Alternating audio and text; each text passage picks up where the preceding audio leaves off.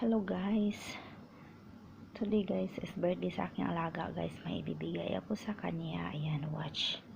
Ayan, ibibigay ko sa kanya. At gumawa din ako ng simple nga message para sa kanya guys. Ito ginawa ko lang guys. Ayan, ayan siya. Ayan, ginawa ko. Ayan ang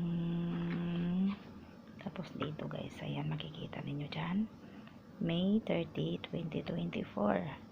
Ayan guys, ayan ang message ko sa kanya. Kayo na lang magbasa niyan. Ayan guys. Ayan. Ayan. Tapos, nandito sa kabila naman, hoping that you love my simple gift to you. Ayan. Ayan guys. Ang small na ano ko, yung konting regalo ko sa kanya guys. Today is 9th birthday ng alaga ko guys. Ayan. Ayan, naka-ready na. Ilalagay ko na to sa lagayan. Ilalagay ko na yan. Sana magustuhan niya guys.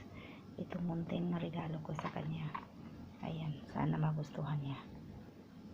Ayan. Thank you so much for watching.